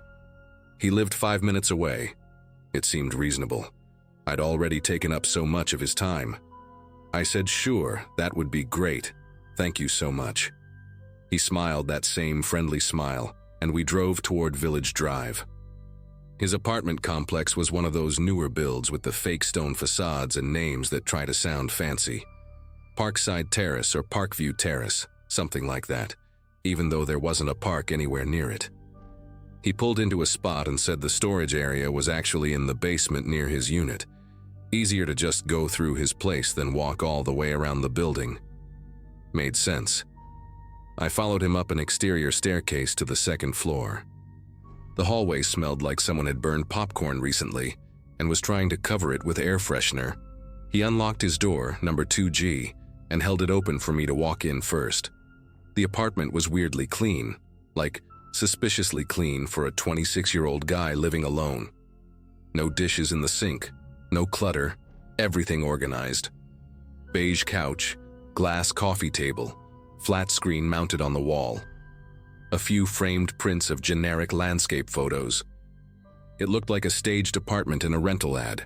He walked past me toward what I assumed was the storage closet or basement access, and I heard the door click shut behind me. Not slam, just that soft, final click of a door closing on its own. I turned around and tried the handle. Locked. The kind of lock that needed a key from the inside too. One of those deadbolts. My heart started doing this weird flutter thing, but I kept my voice normal when I asked him if the door locked automatically. He was standing in the kitchen area now, maybe 10 feet away, and he looked at me with this completely calm expression. Said, yeah, it's a security feature. Lots of apartments have them now. Fire hazard though, he added, almost like it was a joke. Then he asked if I wanted water or anything. His voice was still friendly, still casual, but something had shifted in the air. I couldn't pinpoint what exactly. I said, no thanks, I really should get going soon. I had a study group at 4. He nodded slowly and said, sure. But then he asked me if I'd noticed anything weird about our conversations. The way he said, our conversations, made my spine go rigid. Plural, like there had been more than just the Facebook messages. I told him I didn't know what he meant. My phone was in my back pocket and I was calculating how fast I could unlock it and dial 911 if I needed to.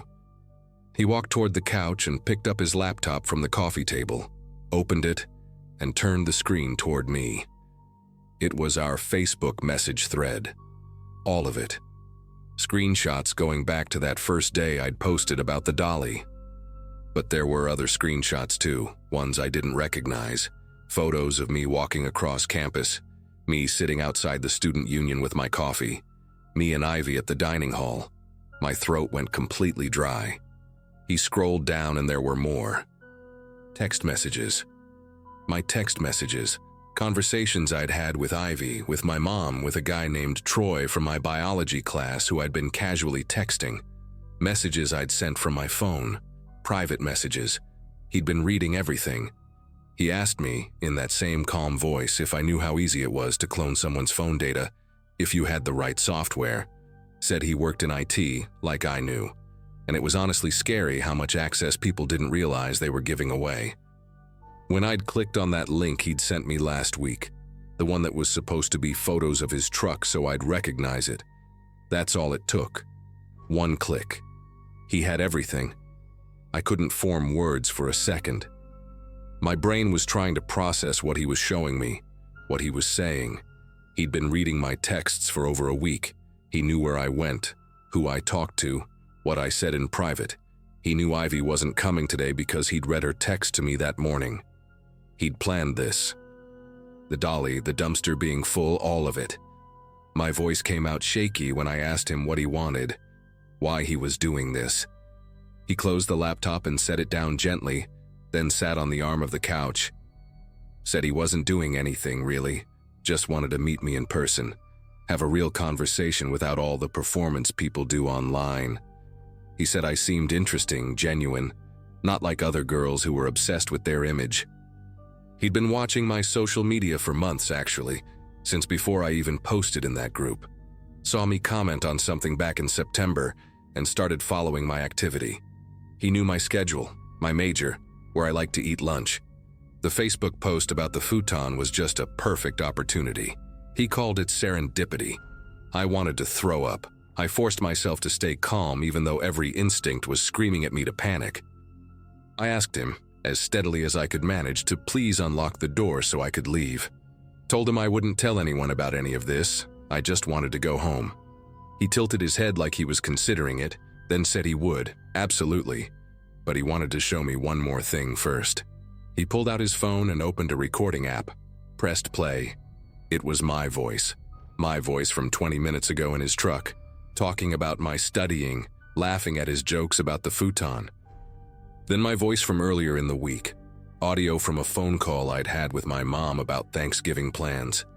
He'd recorded everything, every conversation we'd had in person, every phone call I'd made in the past week. He said he liked to keep records, to document connections.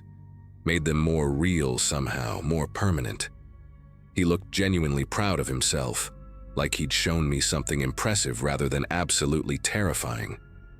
That's when I realized he genuinely didn't think he was doing anything wrong. In his mind, this was normal. This was just him being thorough, being interested. That scared me more than anything else, that total disconnect. My hand moved to my pocket, but he noticed immediately. Told me not to bother with my phone because he'd disabled my cellular connection remotely about 5 minutes ago. Could turn it back on whenever he wanted. He said it so matter-of-factly, like he was explaining how to use a coffee maker. Then he stood up and walked closer to me, not threatening, just casual, and said we should sit down and talk for real. Get to know each other without screens between us. He'd made tea earlier, it was probably still warm. The way he was acting like this was a normal social interaction, like I was a guest who'd come over willingly, made my skin feel wrong on my body. I backed up until I hit the door. Told him I really needed to leave right now. My voice cracked on the last word. He sighed, and for the first time, he looked annoyed, said I was being dramatic, that he wasn't going to hurt me, he just wanted to talk. Why was everyone always so paranoid these days? He gestured toward the couch again, more insistent this time. Sit down, please. I didn't sit. Instead, I did the only thing I could think of. I started talking. Told him okay, I'd stay and talk, but could I please just let someone know where I am first? Ivy would worry if I didn't check in. He considered this, then said no. That would defeat the purpose. Nobody else needed to know about our time together. This was private, but I kept pushing, kept my voice as calm as I could. Said if I didn't text Ivy in the next 10 minutes, she'd already know something was wrong because we had a system. We always told each other where we were. Complete lie, but I sold it. Told him she knew I was here at Parkside Terrace, apartment 2G, with someone named Connor from the Facebook group. His expression changed slightly. That annoyed look turned into something more calculating. He asked when I'd told her that. I said this morning before Ivy left for work. Texted her his address just in case. Another lie, but a good one. He stared at me for a long moment, and I could see him working through the implications. If I was telling the truth, someone knew exactly where I was. Someone who would notice if I disappeared. He walked back to the kitchen area, put some distance between us, and I watched him think. The apartment was completely silent except for the hum of the refrigerator. Finally, he said, fine. He'd let me go, but I needed to delete all our Facebook messages first, right now in front of him, and I couldn't tell anyone about the phone cloning or the recordings. If I did, he'd release every private message I'd ever sent to everyone I knew. My family, my professors, everyone. He had them all backed up in multiple places. He said this without any emotion, like he was negotiating a business deal. I agreed immediately. Took out my phone, which suddenly had service again, and deleted our entire message thread while he watched. My hands were shaking so badly I could barely tap the screen correctly. But I got it done. He seemed satisfied. Walked to the door, unlocked it with a key from his pocket, and opened it. Told me it was nice meeting me in person. Hoped we could stay in touch. I didn't respond. Just walked out of that apartment as fast as I could without running, down the stairs, across the parking lot, and I didn't stop moving until I was 6 blocks away. I called Ivy from a Target parking lot and told her everything. She wanted me to go to the police immediately, but I was terrified of what he'd do with those messages if I reported him. Some of them were embarrassing. Private stuff I'd said about people, complaints about professors, personal things about my family. The idea of everyone seeing those made me feel sick, but Ivy convinced me we at least needed to document what happened, even if I didn't file charges right away. We went to campus police together that evening. I brought my phone, showed them the deleted Facebook messages that were still in my archive, explained about the cloned data and the recordings. The officer who took my report was this older woman, Officer Stephanie Reeves, and she didn't dismiss me or act like I was overreacting. She said this was illegal on multiple levels: unauthorized access to electronic communications, stalking, false imprisonment. She explained that even if he had my messages, releasing them as revenge would be another crime, and that he'd be facing serious charges already. That helped. Knowing he'd actually committed crimes, that this wasn't just me being paranoid or dramatic like he'd said. Campus police contacted the local department, and they got a warrant for his apartment within 48 hours. Turns out I wasn't the first person Connor had done this to. They found data from 3 other women on his laptop, all college students from the area, all people he'd connected with through various online groups over the past 2 years. None of them had reported him because he'd used the same leverage on them, threatened to release private information if they told anyone. One girl had graduated and moved to Arizona specifically to get away from him. The detectives found recording equipment, backup drives, printed photos, everything meticulously organized in folders with our names on them. He'd built an entire system. Connor was arrested and charged with multiple felonies, including wiretapping, computer fraud, stalking, and unlawful restraint. His bail was set high enough that he couldn't pay it. The prosecutor told me he'd likely take a plea deal to avoid trial. And he did. 18 months in county jail, followed by 3 years probation, mandatory counseling, and a permanent restraining order. He's also a registered offender now in the state database.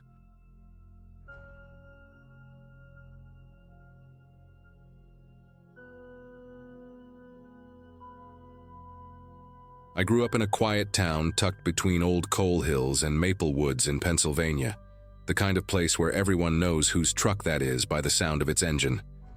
Back then, I was working part-time at a diner off the main road, pulling double shifts before Thanksgiving week. My nights usually ended around 11, walking home with the cold biting through my jacket and that faint smell of fuel always drifting from Murphy's Auto Repair down the street. Murphy's had been there forever. A squat gray building with a single flickering sign and 3 gas pumps that hardly worked in the winter. That night, just after midnight, I was sitting in my kitchen reheating leftovers when the sound hit.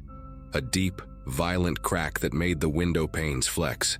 For a second I thought a plane had gone down or something exploded in the hills. The lights flickered once, then the world outside glowed orange through the frost on the glass. I ran out barefoot, the air thick with the chemical tang of burning rubber and gasoline. From the corner of Maple Street, I could see flames clawing up the side of Murphy's garage like they were alive.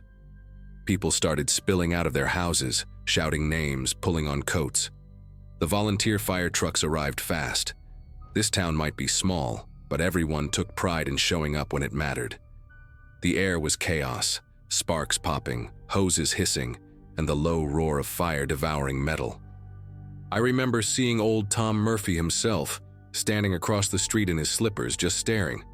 He didn't say a word, didn't move toward the building, even when one of the firefighters yelled his name. It struck me as strange, his silence, the way he clutched a set of keys like he couldn't let go. By the time the flames were finally out, the garage looked like a skeleton. The smell was unbearable, something between melted plastic and diesel smoke. Everyone assumed it was some kind of electrical issue or maybe a gas leak, but the firefighters seemed uneasy. They taped off the whole area and kept the rest of us back. Around 2 in the morning, I overheard one of them muttering that they'd found signs someone had been siphoning fuel from the underground tanks. That part didn't make sense. Hardly anyone in town even knew how to open those access caps, let alone pull gas from them. The next morning, the whole town felt different. You could smell the burned rubber half a mile away, and the air had that weird stillness that comes after something big happens. Everyone had a theory. Some said it was teenagers fooling around. Others whispered about insurance money. When I went to grab breakfast at the diner, half the customers were talking about the fire like it was a movie they'd all seen from different angles. Then Tom Murphy walked in, looking like he hadn't slept at all. His face was pale, his hands still stained with soot, but what caught my attention was how calm he seemed, almost rehearsed, like he was already telling a story he'd practiced all night. He sat at the counter and told the waitress that his security cameras had malfunctioned earlier that evening, that the system had automatically wiped the footage before the explosion. No one said anything for a second. You could hear the ceiling fan turning. Then someone asked if he'd called his insurance company, and he just nodded slowly, staring into his coffee. Something about it didn't sit right with me. Murphy wasn't the kind of guy who believed in coincidences, but he kept repeating that word, accidentally, like he wanted to convince himself more than anyone else. That night, I couldn't sleep. The smell of gas seemed stronger in my house than it had any right to be, even with the windows closed. I kept thinking about the timing, how the cameras went down hours before the fire, how he'd been standing across the street without a single burn, holding those keys. Around 1 a.m., I put on my jacket and walked back toward the site. The fire trucks were gone, but the tape still fluttered in the wind. The metal was still warm when I got close enough to feel it radiating through my jeans.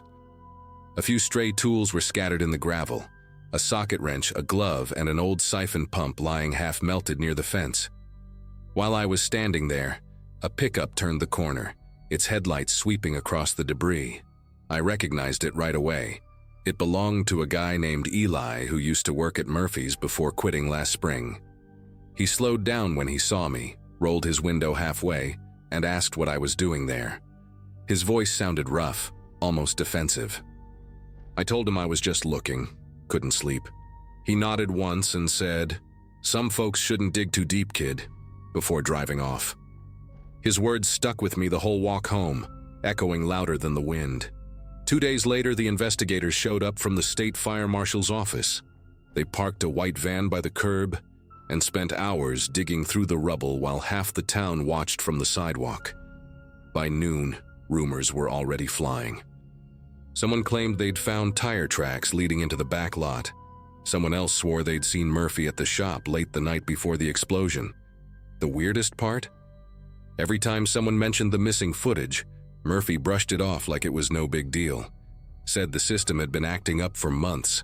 But when I asked one of the firefighters if that was true, he frowned and said, "Funny thing, I helped install those cameras last summer. They were brand new." That evening, the town's power went out for almost an hour. I sat on my porch, listening to the faint hum of generators kicking in around the neighborhood. The darkness made me uneasy, not just because of the fire, but because everything suddenly felt too quiet. I could see the outline of the ruined shop down the block, barely visible against the sky. For a second, I thought I saw movement inside the wreck, like someone holding a flashlight. But when I blinked, it was gone. A minute later, a car door slammed somewhere, and I caught a whiff of gasoline, sharp and raw. By morning, the news spread that someone had broken into the taped-off area during the night. The police said nothing was taken, but one of the inspector's toolboxes had been opened and left half submerged in the puddles near the pumps. When I passed by, I noticed fresh footprints leading away toward the woods behind the lot. The mud was deep from last night's rain, but you could see the tread marks clearly. Heavy boots, definitely a man's. What unsettled me most was the pattern. It looked like he'd been pacing, going back and forth between the tanks before finally disappearing into the trees. That same afternoon, I ran into Eli again at the gas station near the highway. He looked exhausted, eyes red like he hadn't slept. He asked if people were still talking about the explosion, and when I said yes, he sighed and muttered, "Murphy shouldn't have kept those drums down there." I asked what he meant, but he just stared at the counter for a long time, tapping his thumb against the register. Then he whispered, he knew what was leaking. He just didn't want to pay to fix it.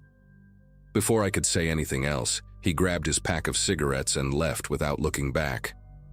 That night, I couldn't shake what Eli said. I went down to the public records office the next day during my lunch break to check something. Murphy's auto had been cited twice that year for unsafe fuel storage, both times marked as unresolved. The inspector's notes mentioned corrosion around the underground tanks and the possibility of vapor leaks. The realization hit me hard. Maybe whoever was siphoning gas wasn't just stealing. Maybe they were trying to drain it before something worse happened. But if that were true, why erase the footage? Why pretend nothing was wrong? A week later, heavy rain washed most of the debris away, but the smell of fuel still lingered. People started moving on, decorating for the holidays, pretending life was back to normal. Murphy reopened what was left of the office to handle paperwork, but it looked more like he was packing to leave town. One afternoon, I saw him loading boxes into a rented van, eyes darting up and down the street. When he noticed me watching, he waved, a stiff, nervous gesture, then disappeared inside. That was the last time I saw him. By morning, the van and the sign from the front lot were both gone. Months passed before anyone heard anything new. Then, in the spring, workers digging a new drainage line behind the old shop uncovered a buried drum, one of those industrial-grade fuel containers, rusted through and leaking sludge into the dirt. The city had to call in an environmental crew to contain it. I stopped by while they were working, curious, and one of the guys mentioned there were initials burned into the metal cap. TM, Tom Murphy. When I asked if it was recent, he shook his head. Old, real old, probably buried before those pumps were even installed. No one ever saw Murphy again. Some said he moved down south. Others whispered that he never left, that he'd built those tanks himself years ago and the ground finally caught up to him. Every now and then when the wind blows from that direction, you can still smell it, that faint sting of gasoline in the cold air. I don't know if it's my imagination or something seeping out from underground, but I swear, every time it hits, I can almost hear that explosion again, echoing through the hills like the towns trying to remind us we never really knew what burned that night.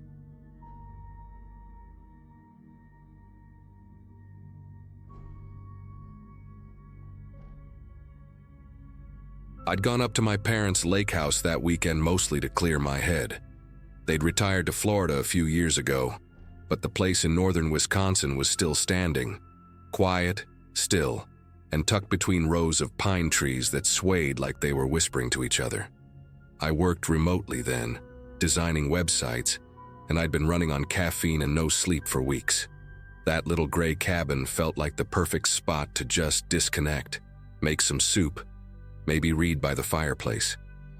The lake was half frozen already, the kind of dull silver that reflected nothing back. You could walk outside and hear nothing except the creak of the dock or a crow in the distance. It was peaceful in a way that felt almost heavy. The first morning I noticed the footprints, I didn't think much of them. They started near the tree line and ended right at the edge of the porch, big enough to belong to a grown man but smeared like someone had stepped in mud and dragged their heel. The ground around the lake gets soft after it rains, and I figured maybe a raccoon or stray dog had wandered through and messed up the pattern. Still, it looked weird. The shape wasn't pawed or split, just human, barefoot too. It was November, and the nights dropped below freezing, so that should have been impossible. I remember squatting down, touching the edge of one print, and feeling how crisp the outline was. It hadn't frozen yet, meaning it was fresh. The next day there were more. Same path, same ending, right at the back porch steps.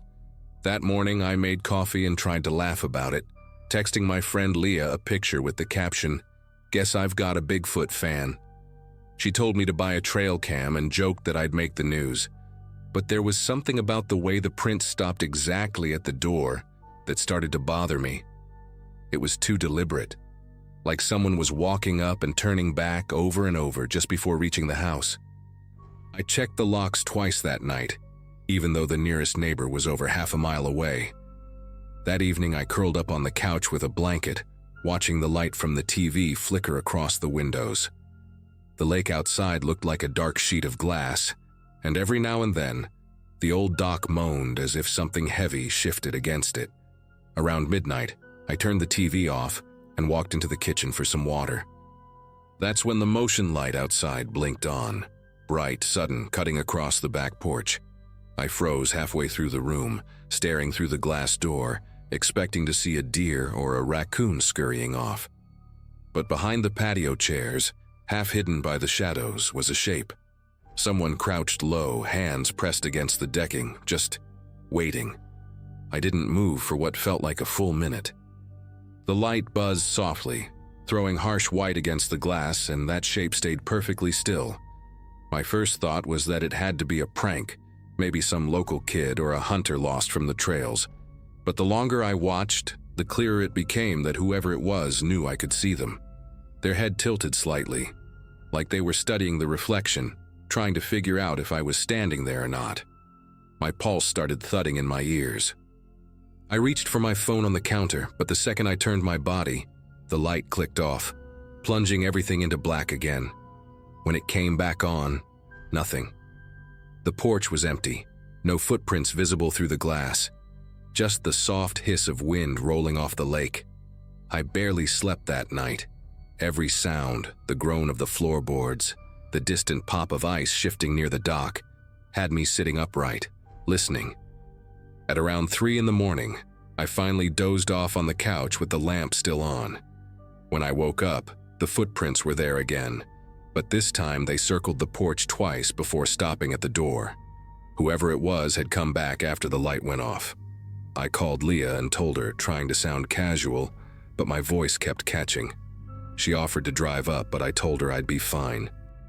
It was broad daylight, and nothing ever really happens out there, right?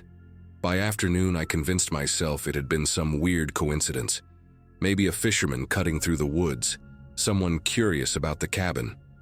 I tried to work, but I kept glancing out the window every few minutes. Around sunset, I took the flashlight and stepped outside for the first time since the night before. The air was biting cold.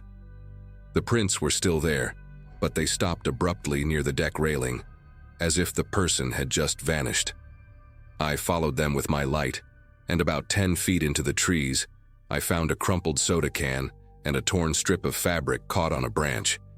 It looked like part of a flannel shirt, faded red. I pocketed it without thinking, then regretted it the moment I got back inside.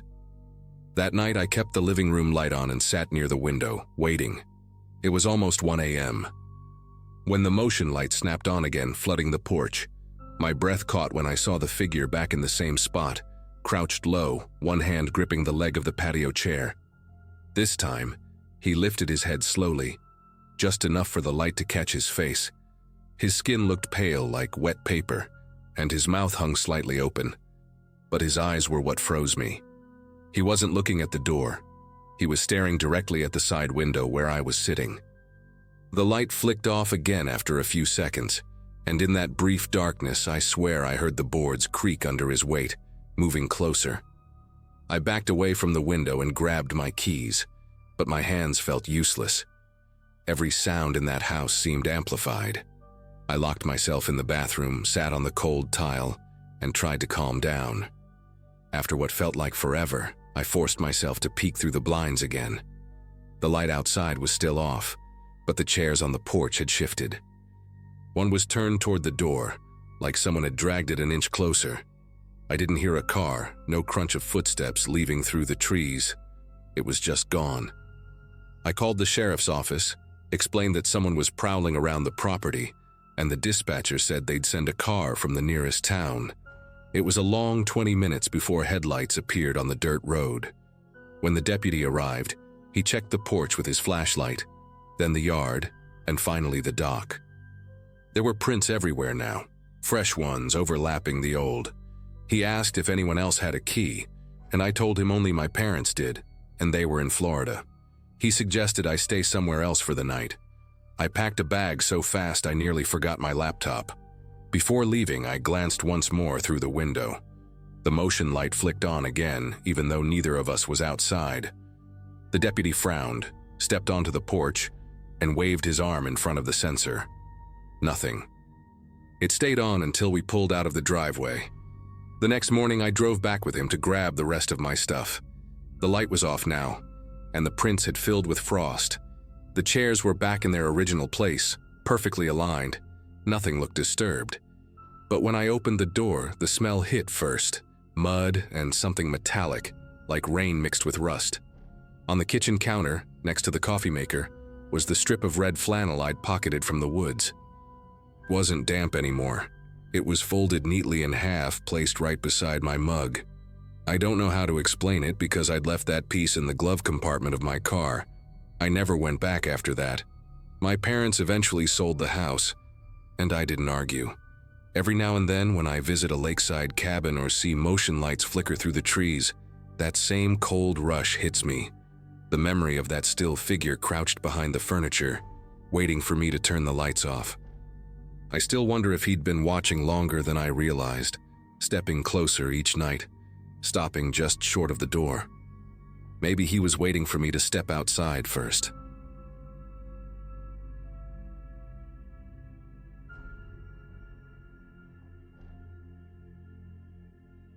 It was the tail end of Black Friday, and the store looked like a battlefield that had just been evacuated.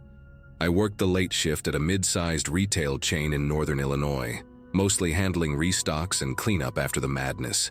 The kind of place that sold everything from kitchenware to cheap electronics. I'd been there for 2 years, juggling night classes during the week and surviving on vending machine coffee. That night, most of the crew clocked out around midnight, leaving just me and Mark, the night manager, to finish loading the shelves before the morning crew came in. The hum of the fluorescent lights had a way of getting into your head after a while. Constant, dull, like a mosquito you can't find. Every now and then one of them flickered overhead, and the shadows on the linoleum seemed to shift with it. The air was still heavy with that mix of burnt coffee, cardboard dust, and cheap plastic. I had a pallet full of Bluetooth speakers to move to the back room, and as I rolled it across the empty aisles, the sound of the wheels echoed far louder than it should have. It was the first time all day the store had gone completely silent. Near the customer service counter, we had a set of monitors that displayed the security camera feeds.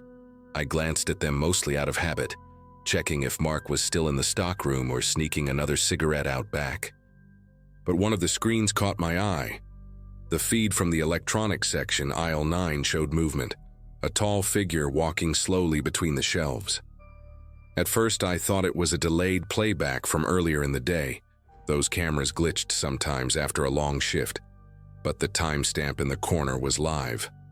12:47 a.m. I radioed Mark to ask if he was in the electronics section, but his muffled reply came from the back.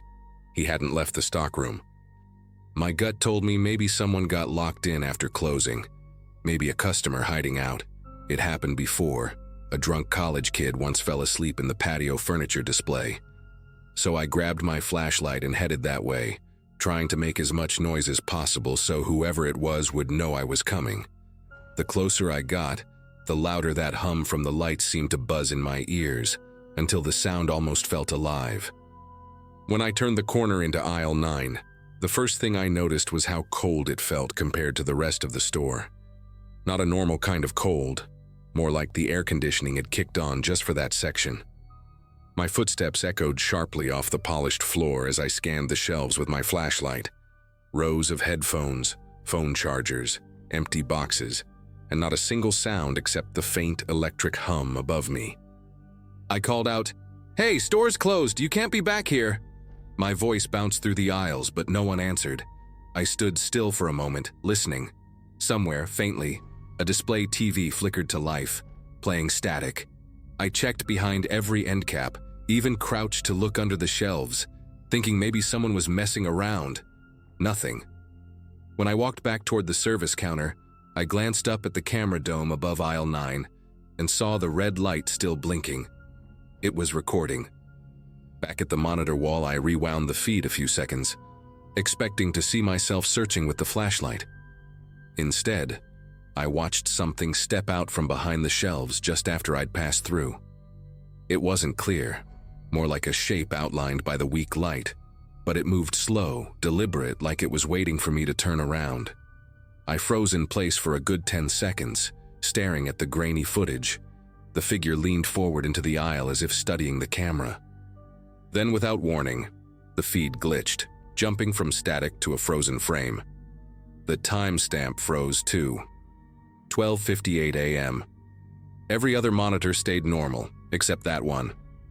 I remember tapping the screen like that would somehow fix it, but before I could decide whether to check again, the motion alert went off.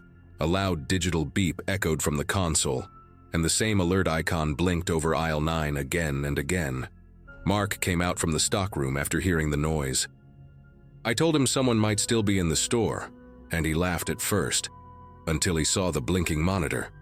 We both stood there watching the frozen frame for what felt like a full minute. Then, as if the system had caught up, the image flickered back to life, showing the empty aisle. Every box, every shelf untouched.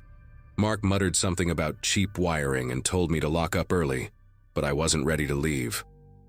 I wanted to make sure that thing, whatever it was, wasn't still walking around in there. Mark headed to the front to shut off the lights while I did one last sweep. I rolled my cart past toys, clothes, cleaning supplies, all fine. But when I approached the electronics section again, the motion sensor above aisle 9 clicked on, and the lights there blinked to full brightness. I stood still, staring down the long stretch of shelves. The air felt heavier now, like the store itself was holding its breath. I took a few slow steps forward, the wheels of my cart squeaking against the floor, until I reached the middle of the aisle. That's when I noticed one of the display phones had been lifted off its stand. The cord hung loose, the plastic bracket swinging slightly side to side. I called out for Mark, but the lights overhead flickered at the exact moment I did. In that half-second of darkness, I saw movement at the far end. Something tall, pale, stepping just enough into view to make out the silhouette. I shouted again, louder this time, and the lights came back fully on. The aisle was empty. I backed away slowly, keeping my flashlight pointed ahead. The motion sensor behind me clicked off and the lights dimmed again, one by one, in a sequence like a wave pulling back into the ocean. By the time I reached the service counter, Mark was already turning the key in the front door. I told him what I'd seen, what I thought I'd seen, but he just shook his head, said I was overtired. We clocked out, and I lingered outside the glass entrance for a minute. From the parking lot, I could see the reflection of the camera lights blinking inside. Only one stayed steady, the red one above aisle 9. It was supposed to turn off automatically when the system went into night mode. That light just kept glowing. The next morning, I came back early, before my shift, and checked the footage again. Every recording from 12:45 to 1:05 was gone, corrupted, according to the system. But the strange part wasn't the missing video. It was the audio file attached to it. 30 minutes of silence, then a faint voice whispering my name. Not yelling, not calling, just whispering it over and over. The IT guy said the file must have glitched during compression. I quit a week later. But every year when Black Friday rolls around, I still hear that same hum in my head, like those lights are waiting for me to come back.